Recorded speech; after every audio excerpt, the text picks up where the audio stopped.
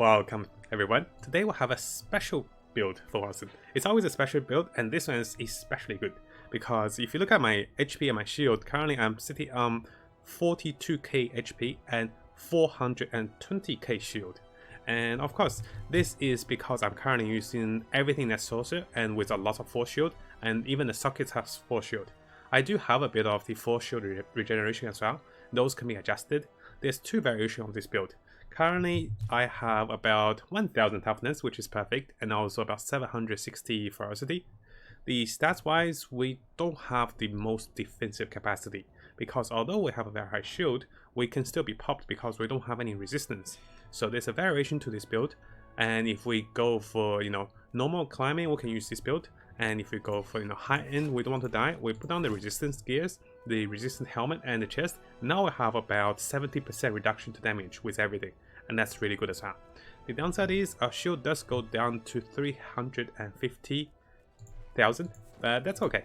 So what I'll do is I'll leave it on the highest shield for you guys. We'll show some damage, and after that we're going to go through this entire build together.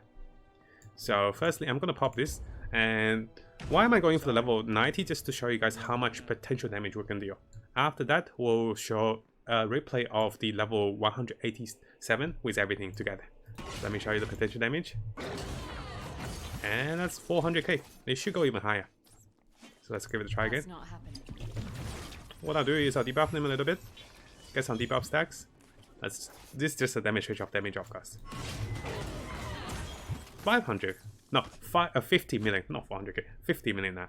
Let's see if I can make this even higher, just to show you guys the damage we have. And yeah, this is actually pretty fun to play with. Let's have a look. Those champion monsters. This is of course, this is a low level. I'll show you guys a high level one after. Hey, 50 million. So usually it's about 50 million. I've achieved 60 million or 70 million ones, which depends on the crit stuff. They killed themselves by popping the shield. Let's try one more, then I'll show you guys the whole build. I was loving it as well. Oh, this one's not that hard. Oh, we'll die. No. Don't die. Life steal. So, yeah. As you can see, we're actually life stolen and shield stolen with the globes massively. And that's how I survive. But notice that when I actually pop the shield, the force shield goes to 0. It goes to my Juggernaut, and this allows me to do 60 million there. Pretty lovely, right? So let's go back and I'll show you guys everything. Before we start anything, let me introduce you guys with the skill set and how do we deal damage. So the first skill will be Sovereign Shot. Here we'll be looking at increased block chances and also resistance. After that we'll be looking at critical chance and also the global leech. I took the movement. What you can do is you can also go for the globe chance, you can go for the increased reaction. Movement just makes us a little mobile, so nothing too special. I can actually go for those. So this is my utility shot skill that actually allows me to lifesteal shield instead of life, because I actually have a passive perk over here, which I'll show you guys fully. I have a perk over here that actually lifesteals the force shield when deal damage. Very important for me. And yes, we do have some pets next to me, and in the wild, they're actually sitting on the neighbor's roof. So second to that, we have Anomaly. This skill is not here to disable enemies. This skill is purely here to debuff enemies with status and also curse. Pretty decent chance because I actually have the pretty much items modified. I have the items opt into the sections where they actually gave me the chances of occult element, and those are pretty important. So I'm looking at 340 and 330 occult elements, and those particular chances will help me debuff enemies with a pretty consistent rate. So this pretty much skill is just here to disable enemies. And one thing I want to show you guys is the fact I'm not using the vortex pulse enemy multiple times is because when enemies are moving with Juggernaut, which is my major source of damage, they actually avoid the damage. I can't deal damage to enemies when they're actually moving. So when I actually pull them in, like they jump around, I actually can't deal damage consistently. So I had to take this off. So this just hits debuff, we can cast it twice, we can spend some willpower. After that, we have triple Living Mortars. This is not necessary, and I'm just here to have some fun with my Living Mortars. This also makes me super tanky. Another fact why do I have them is I reduce damage taken when I have them summoned, and each of them takes a proportion of the damage I take. And this in return, I will be reducing damage by close to 60 or 80% damage at least, and also having resistance makes us super durable. So the golems can be replaced by a lot of things. I've seen people with, a combination of skills that actually, jumps around, mobility, other things blink, a lot of things works. You can also go for debuff here as well. So I have triple of the golems, which are the same. And finally, we have the major skill with Juggernaut. Juggernaut here is going to be the skill of choice because we have so much force shield. How do we convert that into damage? Is with this one. We can convert our force shield into damage with this. Currently, Juggernaut without this perk will be sitting at 20k damage or absorption of damage. But if you have the perk on, it actually gets multiplied by 10 times. So pretty much it eats out all the shield when we cast it, and you will be here to hit enemies massively with a crit. We have increased rage when taking damage, that's only a spare perk. So here we have the increase of absorption, increase absorption for the more damage, and also lower cooldown. There isn't anything that's great after that, so I actually went for the increased rage. And also Juggernaut as an attack skill will be benefiting from the particular perk which is over here, Frenzied Blow. So we do additional 100% more damage when the rage is over 750, which is always the case because, well, my rage, I won't be spending rage anyways. Everything regains rage, all the skills here increase rage. So as long as I am casting the Juggernaut before that, we actually do massive damage. So what I do is I cast Juggernaut, I cast the shout, and then I explode onto enemies. Will be hitting anywhere from 10 million to 50 or 70 million damage. And that's how I deal damage. Really interesting, right? So let's have a look at the replay of this particular build in action with level 187. And yes, the build itself has a pretty tricky environment. As you can see here, I showed the current shield. Right now I'm wearing my resistance gear. So with the armor and the chest, I lose about 70,000 force shield, but what I gain is 70% reduction to all damage. And that together with 3 golem reduces damage by almost 90 or 80%. You can see that I currently have pretty much 3 active skills and 3 golems. The golem is just here to tank for me when I'm about to die, or when things happen and don't have enough shield. And basically we'll be shouting for lifesteal, block chances, and also critical chance. We'll be using the anomaly to debuff enemies with status and also with the curse, because I don't have the trial, by the way. We're not using the trial. I have the shadow damage and also anomaly with status effect. Lastly, our main source of damage will be Juggernaut. And you guys know, Juggernaut is going to do a lot here. Thank you, game. Now, there is a tricky part about the build, because right now I am not pulling enemies in multiple times with anomaly, because what I realized while testing is if I pull them in multiple times, they will actually, how should I say, they will actually get distorted, that I can't deal damage with the Juggernaut. I really have to have them standing still, not moving, to deal damage. Yes, I can try to stun enemies as well. I thought about that, but I think it's more fun with golems, so I actually stick with the golems this time. But other times I actually try to to adjust a little bit. I'll try to do stuns, and we can adjust this as we go as well. So this is definitely a prototype for this build. The whole source of damage comes from the Juggernaut. We stand next to enemies and we explode Juggernauts onto them. This deals anywhere from 1 million to 50 million damage, depending on how the introduction of damage is introduced to the enemy, and if they're standing still, if I'm standing still, and if the damage is actually transitioned onto them. I have to go really close next to them, as you can see. I'll go up to them, and this time I explode everything. Notice that we actually don't see damage numbers because I disabled the non-critical chance damage. I'm sitting at about 65% critical chance, and when I shout, I'm sitting a little higher. So this monster with 78 million was critted down to, well, 10% of his life with one shot with the chance. I am having a bit of cooldown reduction, and that cooldown reduction helps me to have about 10 seconds for Juggernaut each of the round. Hey there, Maz, welcome buddy. And yes, here we got the Untainted. We got him really low, but you can see that the next few shots we had, we couldn't get to him because the strange interaction with the Juggernaut was not dealing the damage onto them, even though I was right next to him. But once I get to him, I explode him. Now you can see that this is a very smooth Untainted run, and all of a sudden I'm at, like, almost 2/3 of a bar down the way. So what are some of the disadvantages of this build? One thing is I don't have any regen for willpower, especially, so I'm actually using potions to use willpower. The second disadvantage is the Juggernaut is not a stable source of damage, because I have to stand next to enemies and they can't pop my shield. I have to pop it myself, and I have to make sure I have the lifesteal while I pop the shield. because if I don't have lifesteal, I'm not lifestealing shield. I need to make sure, notice here my shield is not lifestealing. So when I actually pop Juggernaut, I need to make sure the shield is recovered when I pop it. And there are times where I don't actually hit anyone when I pop the Juggernaut, and I'm left with no shield, like this one. And very soon, you're going to see here I'm struggling to get close to the boss because it's very mobile. And the boss model with the Untainted is not great for me. Because when I pop the shield, he pokes me. When I'm about to do things, he actually catches me. So I'm still trying to find the best angle against him. As you can see, I popped once and I lowered his health by like 80%. I got a good shot here, and I just need one more good shot. The downside is every 10 seconds we can cast once, and if any of the off chance I miss the shield, well, I'll be in trouble. That's when the golems comes handy. So notice here, I'm trying to pop him, and this is going to be one of the factors for the build. So I keep trying to pop him, but half the time when I have my combo ready, he pokes me. Other half the time, he's not damaged like this. So this is definitely a hero model, the enemy hero model that is. But you saw earlier, if the shield popping actually works correctly, I should one-shot him. And there is a mistake here. So I'll pause here for you guys. What happened here is I popped the shield, I had the shot going, but I didn't hit anyone. The moment I popped the shield, I actually spent all the force shield onto the damage. And without having any force shield, I actually just died because I don't have much health.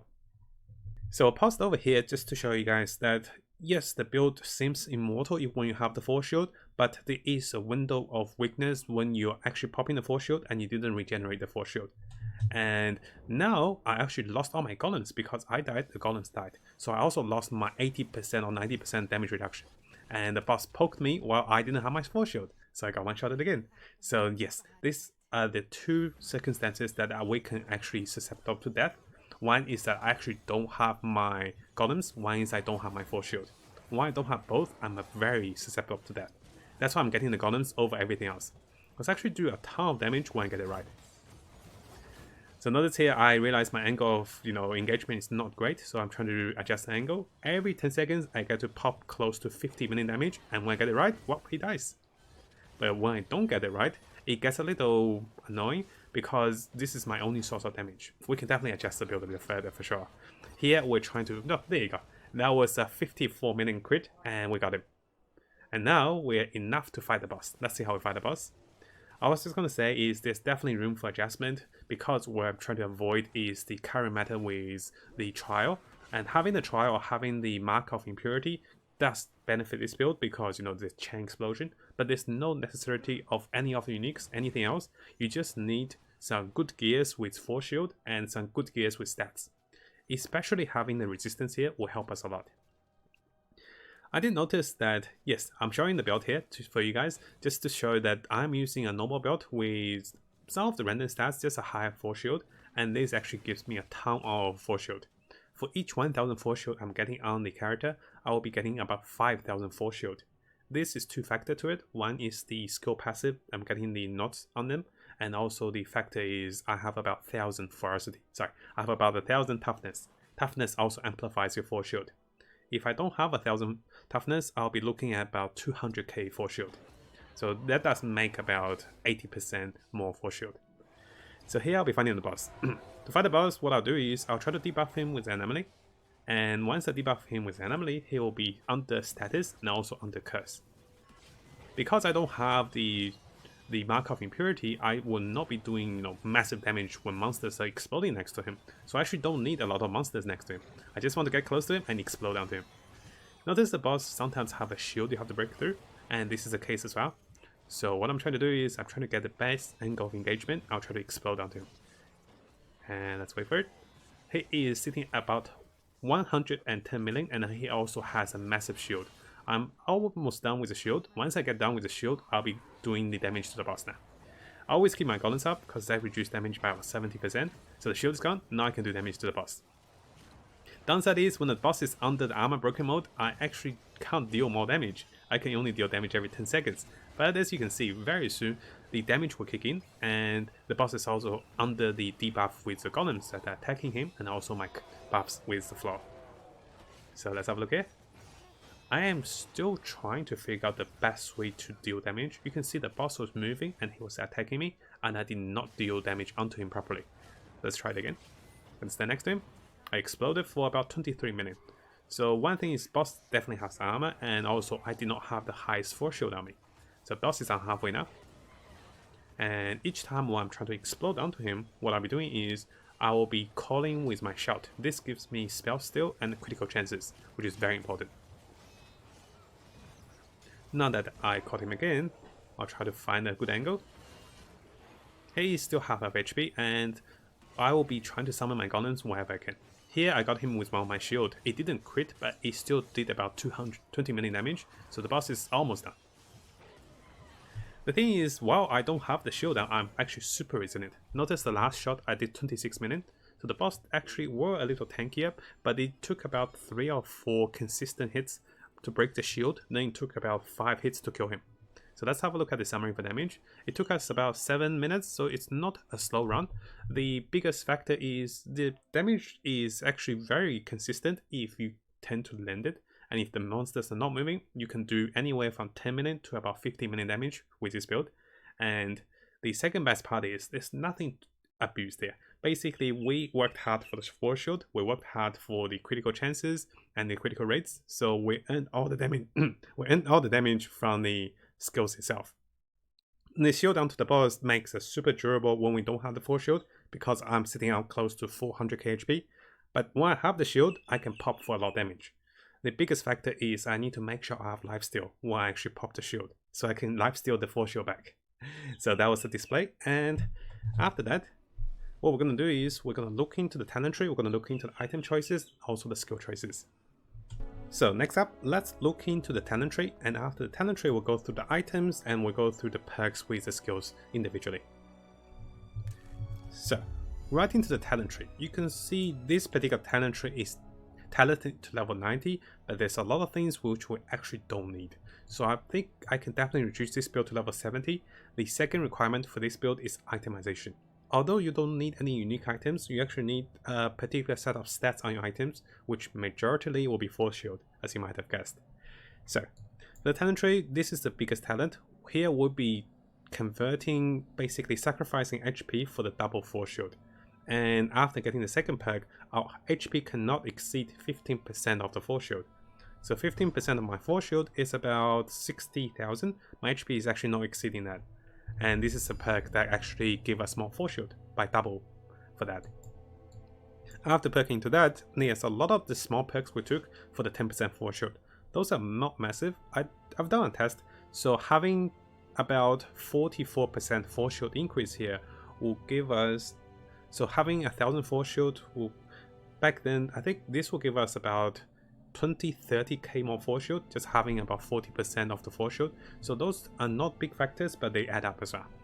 So after taking this perk, which is a must-have to build, we'll be looking at the next perk. The next perk will be the Faith Leech.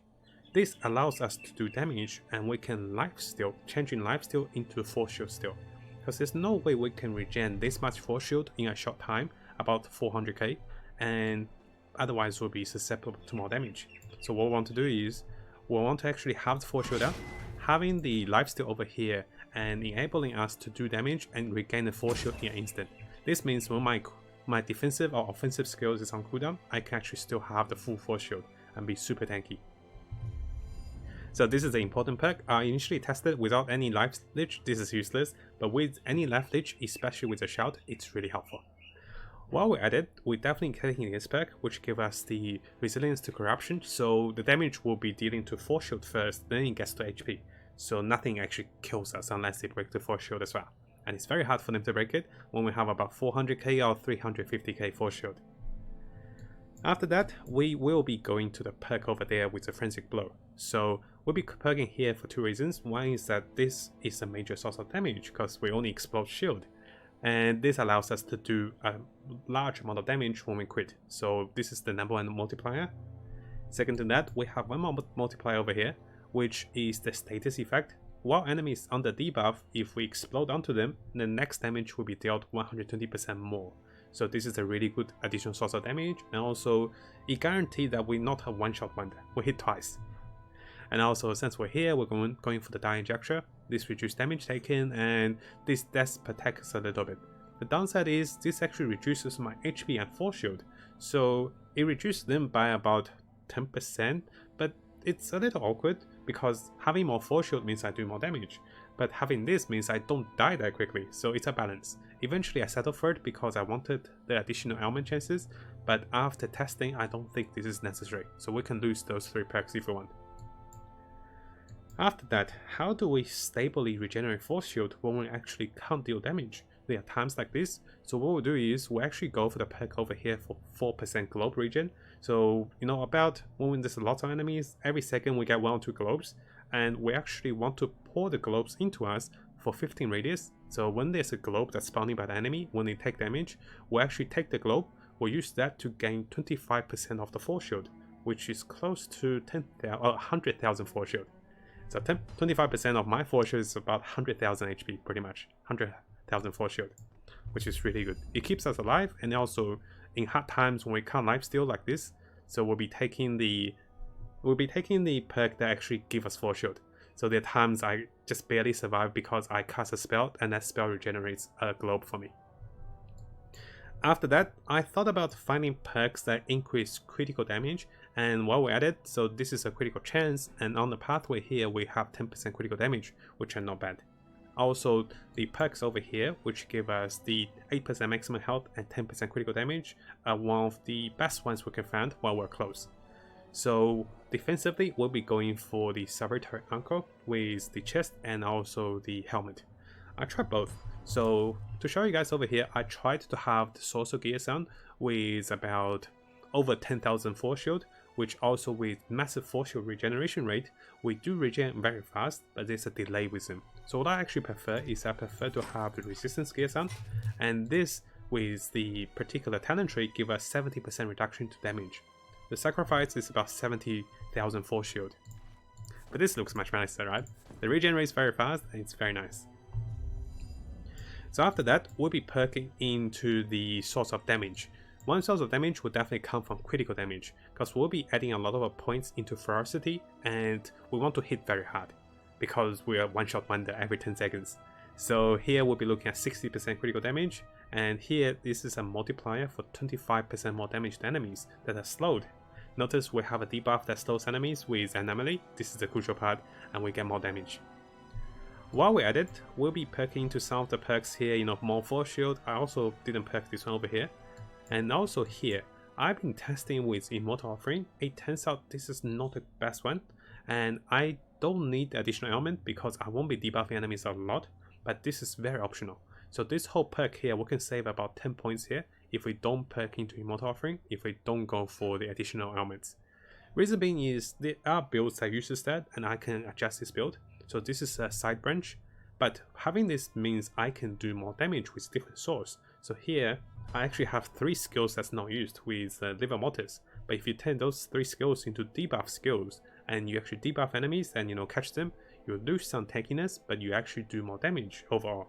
So while testing, I hit about 70 million without the golems with any debuffs. So after having about 5 or 6 Immortal Offering stacks, I hit about 70 million. So those are optional, and what I'll do is I'll make a level 70 or level 75 talent tree for you guys, so you can see the must-have skills and the not so needed skills.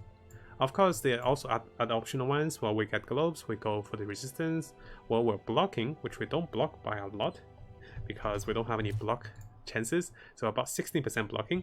But if I do block, I can lower the enemy's, you know, resistance and lowers the damage. So this is something very minimal.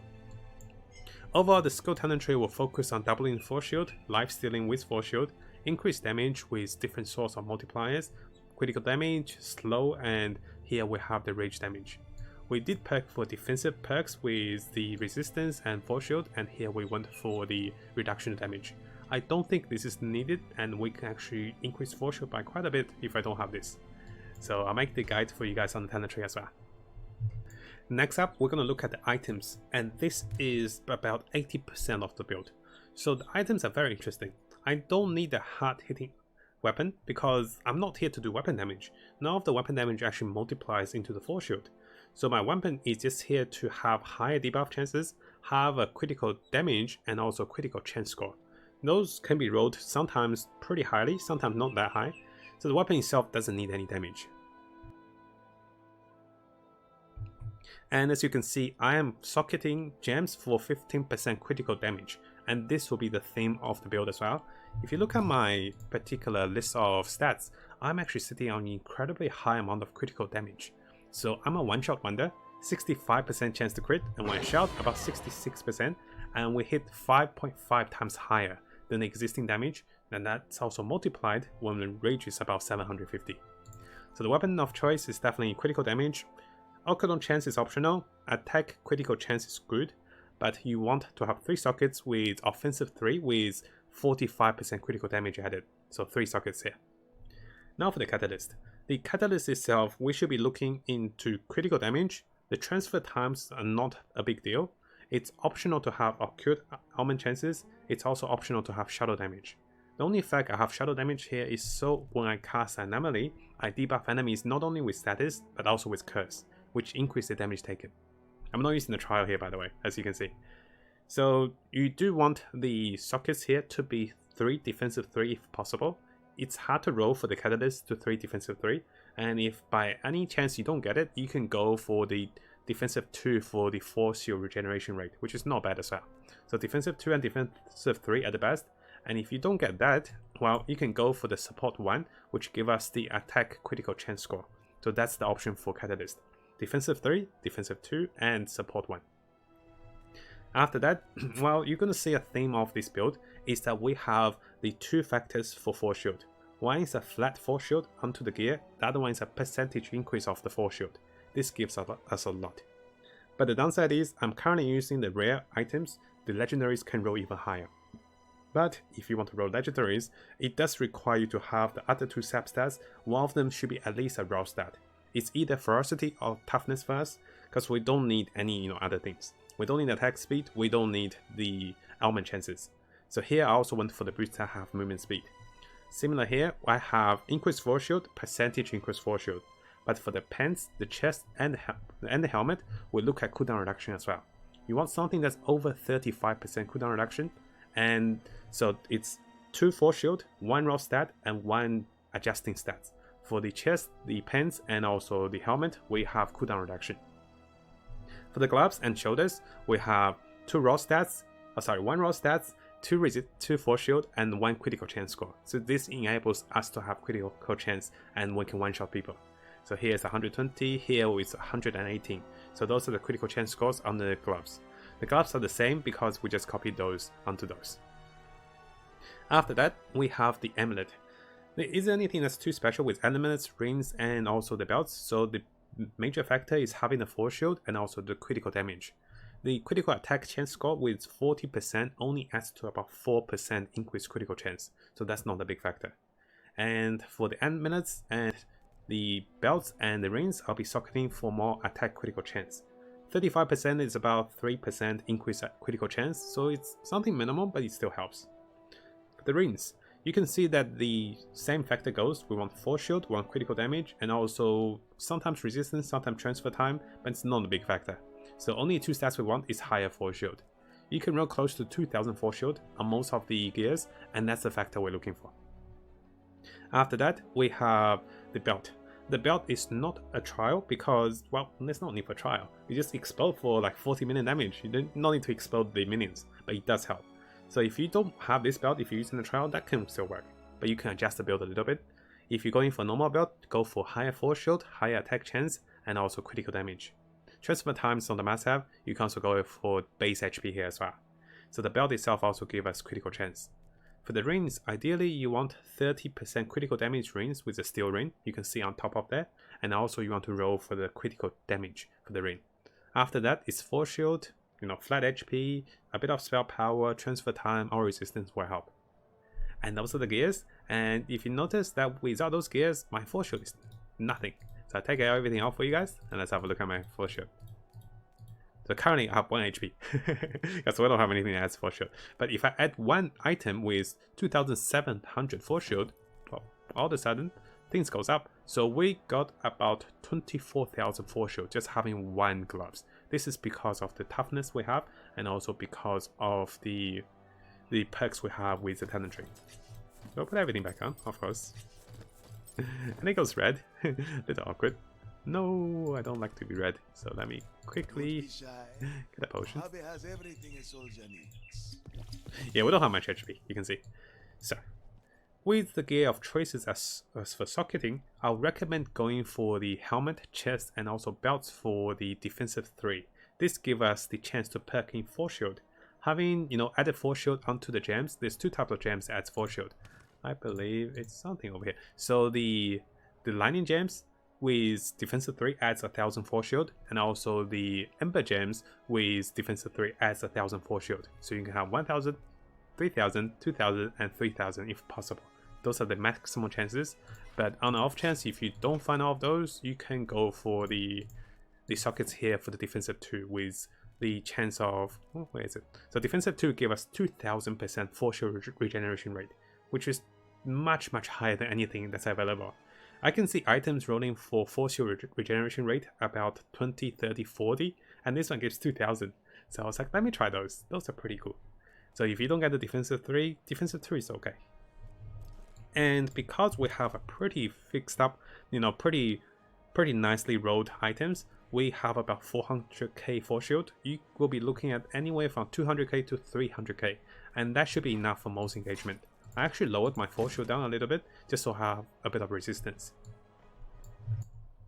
So let's look at the skills, and now that we spoke about the skills at the start, we'll just touch base on the skill choices. Here we'll be going for global life steal, which turns into force shield steal. Here we have the resistance, we have block chances. Keep in mind, block chances also increase our absorption rate, because here it says increase by a percentage to the block chances, so that will help us out. So the block chances is here, we have the increase effect, we have the critical chance, also really good for us, and lastly movement speed, or we can go for more globe region. Because we have the talent that gives us force shield regeneration upon picking up globes, globe region is actually pretty good. So that's the crucial part why we can consider globe region. So if you don't need movement speed, go for those 2, longer reaction and more globe region. After that, anomaly. I've tested when enemies are moving by the anomaly that's pulled to the center, it's actually not doing damage to them with Juggernaut, and sometimes it messes the damage up, so I stopped pulling them. What we'll be doing is we'll be increasing the area, we'll be going for the increased element chances because we want to debuff enemies. We'll be going for double cast. After that, element damage is optional. The enemies are damaged when they're pulled by the vortex. That's just something simple, so nothing too surround. So reaction is really good, and lastly we can get a movement, because I'm actually not getting this perk. If I'm getting this perk, it works half of the time. Enemies are pulled in, that's really good, but I'm not doing damage to them half of the other times, so I took this off. Why did I pick anomaly over another skill is I want to curse enemies with curses and also status, and this is one skill that gives both.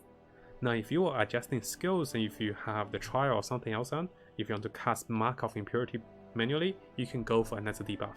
So because my item gave me shadow damage, that means my second element with the spell will definitely be curse. If my item gave lightning damage, this will be shock over here. So the status is the base damage with anomaly.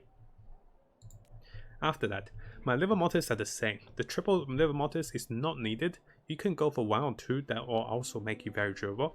So what we have is increased health, and more threat, and after that we'll be getting the generational grief and also the guild before us. This allows the liver mortars to debuff enemies with the ailment, which is toxic. You can also debuff them with shadow, or you can debuff them with lightning, depending on the liver mortars you choose. For me, I just want a tank, so those 2 are pretty nice for me. This is a must-have, everything else is optional. Now, having the liver mortars arm, they have about 1.4 million HP. They are still susceptible to death because, well, if they stand there, they die. I could have perked into the defensive talent for the summons, which is over here, but this will lower my maximum force shield by a lot. So I actually didn't go for that, but if I went for those, my summons won't die at all. So having the triple summons arm means I actually reduce damage by about at least 60%. On top of that, reduce damage again by 70%, so I'm super tanky, and currently sitting on massive force shield. This is going to be the start of the build. With Juggernaut, you'll be looking at things that increase the maximum absorption. The increased rage when taking damage is okay, but anything else can work as well. Lower rage cost, you can go with weapon, which weapon doesn't do much. So I just went for the rage. So the first one is we can increase absorption, reduce movement speed. It's a little annoying, but it still works. After that, lower cooldown is really good. and increase absorption again, increase absorption depending on the block chances, and lastly, this is the factor. This is the crucial part of the build. You'll be spending the force shield into your, your damage. You're converting the force shield by empty it and increase the damage of the Juggernaut. So without this perk, I'll be hitting anywhere from 6 million to 7 million. With this perk, I hit anywhere from 10 million to 70 million. So that's a big difference. Why is that? Because this number is actually multiplied by a magnitude because of the skill. It then gets multiplied because enemies are debuffed. And then there's some times that by 100% because it's a rage spell, times that by 550% because I have critical damage. So this is my critical damage over here, 550%. You might not get this high, anywhere from 400 to 500 will do actually. So we'll be looking at least 20 million damage against the enemy. And here it is, guys. This is the first prototype of the Super Shield Mage, and the options are limitless. Because I have so much force shield, I went for the Juggernaut, but you could combine anything else by your combos. You can lose the liver mortars, combine something else, that will still work. For me personally, I just like to have some dudes around with me, and I just feel super solid, super tanky. And also, it's nice to have friends, right? I can make them taunt. Oh, they're not taunting. They get to taunt. One thing is, you do notice that we don't have a stable way to get willpower. So in order for me to cast a spell at the start, I have to drink a potion and I cast a spell. The only downside is if I'm fighting a boss that's super durable and I'm out of potions, well then I can't cast the liver mortis. That is the only downside. So I'm actually thinking of losing one liver mortis to get something that regenerates the willpower for me. So this way I can cast my enemies, I can cast my summons, and I can cast everything else. Because I'm getting too much rage anyways. So thank you guys for watching this build. What I'll do is I'll make a few recordings of this build in action with different plays, and we'll talk about it and have some fun with it. This build definitely works with some good force shield items. It doesn't require any uniques and you can go further. So unless they nerf the force shield, which I don't think they will be nerfing that, they can nerf the trial, they can nerf every other damage. As long as we do a bit of critical damage, we do pretty nice damage. And if you like my videos, definitely subscribe for Wolcen and for more action RPGs to come. I'm planning to make more Path of Exile guide because the new league is coming out, so there will be a series of guides from beginner version to the advanced version of late game with all sorts of late game scenarios, factors and aspects and elements we can look into. Very excited for that as well. Definitely check it out. Thank you for watching, guys. I'll see you guys next time. Don't forget to subscribe. Thank you, everyone.